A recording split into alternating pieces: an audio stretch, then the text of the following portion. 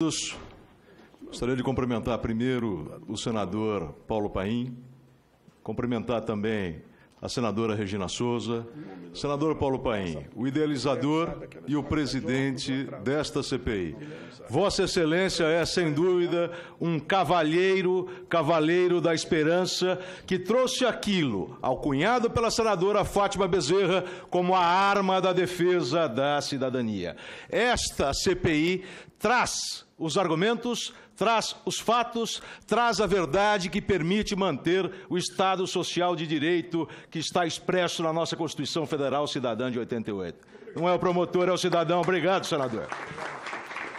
Gostaria de cumprimentar os demais colegas de mesa, o Guilherme, o Antônio Araújo, o Floriano, o Mauro, o Aquiles, o Daro e o Carlos, que de há pouco saiu. Meus caros, por primeiro, eu gostaria de dizer o seguinte. Queria só registrar a presença, me permita, da doutora Norma Angélica, que é presidente da CONAMPS. Ela terá direito à palavra, se puder ficar. Eu tive num evento com mais de 1000 magistrados, né, e promotores, procuradores, e eu só disse que, como ela é do Rio Grande do Sul, ela, antes de falar, foi a mais aplaudida. Digo, só não posso ser candidata ao Senado lá, que eu estou nessa vaga aí, viu? Doutora, meus cumprimentos, viu? Muito obrigado pela sua presença aqui.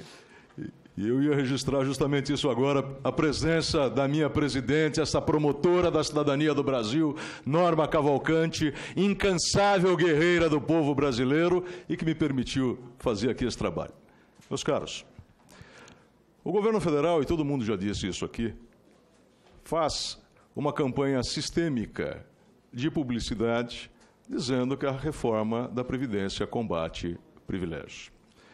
Se isso tivesse sido já acreditado pela população, nós não teríamos a grande preocupação social com esta reforma da Previdência. Nós não teríamos essa plenária cheia vindo aqui defender a sua cidadania e, como vocês disseram, a cidadania do seu filho, a cidadania do seu neto, daquele que ainda não nasceu. Cumprimento os movimentos sociais, cumprimento a Educafro pela presença importantíssima aqui. Eu tive a oportunidade de escrever um artigo chamado Os Privilégios e a Desinformação Sistêmica. Isso está publicado no site da CONAMP, mostrando que, em verdade, não há uma grande alteração no que toca à previdência dos servidores públicos. Há sim, mas, em outro artigo chamado Previdência, Reforma que não é enxuta, nós demonstramos, senador Paim, 11 itens de supressão de direitos do regime geral de previdência social. Aliás, a Folha de São Paulo, há cerca de 2 meses, ela fez uma matéria dizendo que essa reforma, entre aspas, enxuta, pretendia economizar 476 bilhões de reais em 10 anos. E foram indagar com base à Lei de Acesso à Informação, ao Ministério da Fazenda, e descobriram que dos 476 bilhões de reais de, entre aspas, economia, estes 476 bilhões de reais sairão do regime geral de previdência. Portanto, não estamos falando em economia de direitos dos servidores públicos, estamos falando em economia de direito do cidadão que está lá há 15, 20, 30 anos pagando o seu INSS. De maneira que a contribuição da Frentas para a CPI, a Frentas é uma entidade nacional que engloba, né, as associações da magistratura e do Ministério Público, tiveram por objetivo trazer, primeiro, um projeto de lei criminal que permita a punição do devedor da Previdência Social, acabando com essa situação absolutamente esdrúxula sob o ponto de vista jurídico, que é a impossibilidade de se processar o sonegador enquanto não terminar o procedimento fiscal, e procedimento fiscal esse que vai ficar suspenso se ele fizer um acordo nesses refis da vida, onde não paga multa, não paga juros, e se lá na frente terminar de pagar o seu crédito, é extinta a sua punibilidade, para entrar novamente num novo sistema de refinanciamento. Afora isso, a Frentas apresentou, esse trabalho foi coordenado pelo Antônio José, um anteprojeto de lei para reformatar a lei de execução fiscal, para trazer eficiência à lei de execução fiscal, e a Anamatra, pelo Guilherme, apresentou um outro projeto muito importante para maximizar a arrecadação da Previdência Social. Vejam, 3 pontos apresentados por entidades de juízes e promotores que não tocam em uma vírgula ao regime próprio de previdência, e sim ao regime geral de previdência, senador Paim. Por quê? Porque é a nossa preocupação como cidadão, que transcende qualquer interesse ou perspectiva corporativa, é pensar num Brasil de todos nós no amanhã, não só no nosso Brasil de hoje. E como já foi dito aqui por muita propriedade, essa reforma é contra a Constituição. A Cleia diz isso. Entoou primeiro, né, o cântico. Depois o Mauro apresentou muito bem. Existe um princípio constitucional que é da irretroatividade do direito social. Você não pode retroagir suprimindo o direito social, ressalvado uma situação excepcionalíssima que assim o justificasse. E quem demonstrou para todo o país que essa situação excepcionalíssima não existe foi a CPI da Previdência. Eu vou passar de forma muito breve por alguns dados. Esse aqui já apresentei de outra vez, mas é importante dizer, o superávit acumulado pelo regime geral de previdência social de 2000 a 2015, eu apresentei as contas ao senador Paim, e agora, senador, nesse fim de semana eu atualizei. Isso dão 2 trilhões 540 bilhões de reais. Já com a tua autorização, com a tua autorização. Vejam isso. Este foi o superávit gerado pelo regime geral de previdência de 2000 a 2015. Esse dinheiro, nos termos do artigo 249 da Constituição, deveria estar num fundo para prever despesas futuras. E não está. Foi gasto pelo Tesouro. Aqui é a mesma coisa. A DRU, na última atualização, 1 trilhão 588 bilhões de reais drenados do sistema de seguridade social brasileiro com permissão constitucional. Esta tabela eu acho uma das mais importantes constantes do relatório da CPI, que são as renúncias das receitas da Seguridade Social por espécie tributária de 2007 a 2016. Vejam, renúncia a recebimento de receita. Atualizado não, somado, isso dão 925 bilhões de reais. Eu fiz aqui algumas atualizações. Pela taxa Selic, deu 1 trilhão e 500 bilhões de reais, e pela taxa, que é a melhor taxa de mercado, que é a taxa do BNDES. Porque esse é um dinheiro, na verdade, que o Estado deixa de arrecadar, né, e transfere para setores de atividade econômica. Aliás, muitas vezes para grandes setores de atividade econômica. Então, se nós pegarmos ali a taxa básica de juros do BNDES, a atualização dessa cifra dão 2 trilhões 234 bilhões de reais. Isso é dinheiro que não acaba mais, que foi retirado do sistema de seguridade social e transferido para setores empresariais. Esse dado eu já apresentei uma outra vez, não é? Se nós pegarmos lá os desvios da Previdência dos anos 70 e 80 para a construção de estradas, hidrelétricas, etc., atualizados nós tínhamos lá 3 trilhões 847 bilhões de reais aplicando a taxa Selic. Por que eu trouxe isso de novo? Se nós formos somar, senador Paim, eu fui um pouquinho além, os desvios dos anos 70 e 80, a DRU acumulada, as desonerações da Seguridade Social, que foi essa grande contribuição trazida pela CPI, mas a dívida da Seguridade Social, que na verdade é de 925 bilhões de reais, porque tem a dívida previdenciária e a dívida das contribuições do artigo 195, vamos somar tudo isso aí, nós temos 11 trilhões de reais. E essa PEC pretendia inicialmente uma economia de 740 bilhões de reais. A Previdência já gerou 15 vezes mais que isso. Ou 23 vezes mais do que pretende a reforma economizar, suprimindo direitos do regime geral de previdência, ou 3,26 vezes mais que o orçamento de 2017. Agora, senador, este é um ponto que eu acho muito importante. As desonerações atualizadas pela taxa do BNDES dão 4,70 vezes mais do que a reforma pretende economizar agora em 10 anos. O que significa que o Brasil abriu mão de quase 5 vezes mais do que aquilo que ele pretende retirar dos trabalhadores da iniciativa privada nos próximos 10 anos.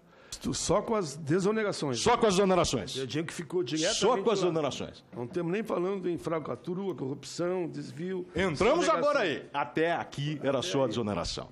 Vejam, senhores, a Previdência, ela apresenta um déficit, que é um déficit nominal. O que significa isso?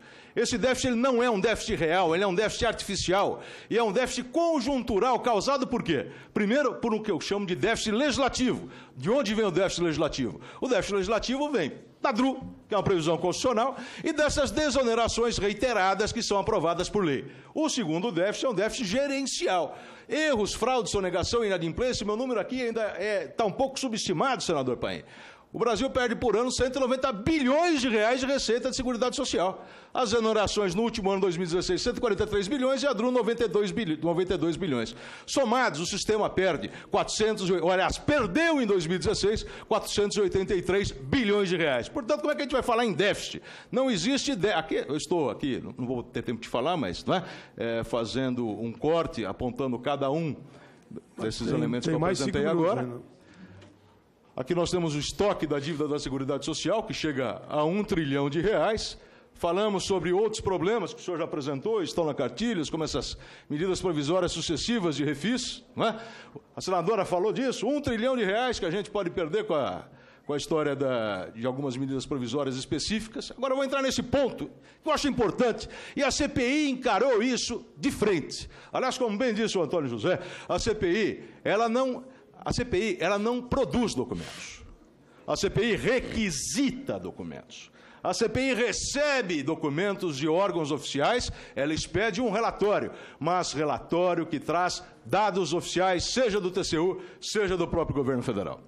Portanto, uma análise do TCU feita com base em método do governo federal apontava, para o próximo quadro, um suposto déficit de 242 bilhões de reais da Seguridade Social. Mas então tem déficit. Calma, esse déficit existe porque o governo e o parlamento permitam que exista esse déficit. Desculpe toda a franqueza. Sim, porque veja ali, se nós colocarmos 92 bilhões de reais da DRU e mais 143 bilhões das renúncias da Seguridade Social, né? E mais o que se perde com erro, fraude, sonegação e inadimplência, nós teríamos um resultado positivo de 180 bilhões de reais para 2016.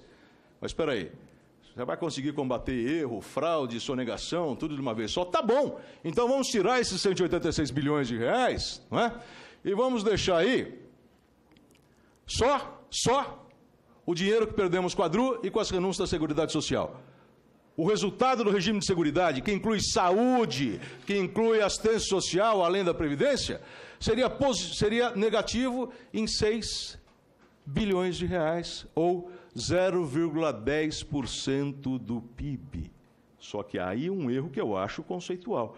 O governo soma tudo e coloca nessa conta o pagamento da aposentadoria dos militares, que tecnicamente não é aposentadoria, é chamado encargo financeiro do militar. Por que não pode estar aí? Porque essa é uma decorrência administrativa de serviço. O militar ele não paga a contribuição previdenciária. Não estou fazendo nenhuma observação subjetiva, é justo para a carreira que tem. Mas não poderia ser considerado como despesa de Seguridade Social. Se extirparmos aí as despesas dos militares, toda a Seguridade Social brasileira teria um superávit de 27 bilhões de reais em 2016, e isto se acabássemos com a DRU e acabássemos com essas renúncias da Seguridade Social, que são, na verdade, descabidas pelo próprio ordenamento constitucional. Portanto, o sistema, ele é superavitário, o que torna o sistema deficitário, por primeiro, é a Constituição e a lei.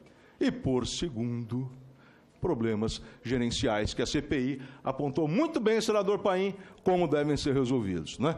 Por fim, só vou falar uma coisa por conta do tempo, no que toca ao regime próprio dos servidores. Né?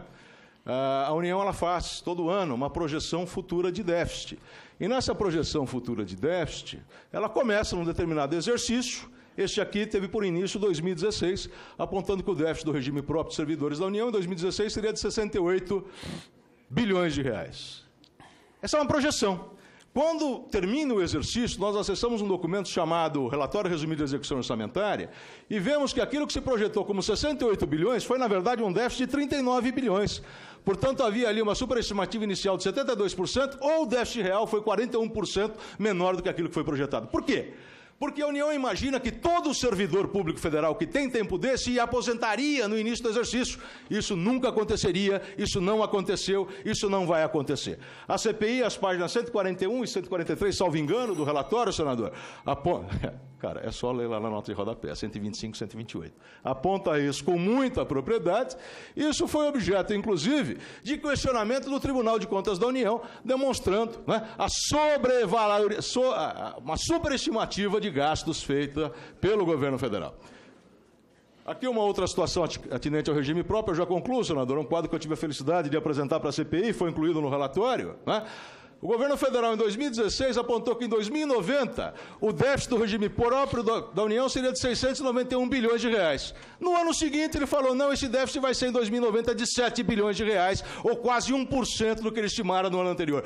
Cadê a coerência sistêmica dessas contas e o que explica tamanha diferença? Isso não existe. Portanto, meus caros, eu tenho uma certeza, não é a Previdência que deve ao Brasil, é o Brasil que deve à Previdência. Devemos, sim, lutar pela manutenção do Estado Social de Direito esculpido na Carta Federal de 1988, a Constituição Cidadã. Muito obrigado. Muito obrigado, senador. Muito bem. Paulo Penteado, assessor especial da Associação Nacional dos Membros do Ministério Público CONAMP. Essa frase que você usou aí, eu andei usando já. Não é a Previdência que deve ao Brasil, é o Brasil que deve à Previdência. Meus cumprimentos pela exposição. De imediato, Guilherme Guimarães Feliciano, presidente da Associação Nacional dos Magistrados da Justiça do Trabalho. Eu fiz uma pequena troca, porque ele vai ter um compromisso, então passei a palavra para o Guilherme, que foi quem mais insistiu para mim estar presente. Eu antecipei a minha vinda para Brasília naquele belo evento no Nereu Ramos com os magistrados, procuradores, promotores. Obrigado pelo convite. Senador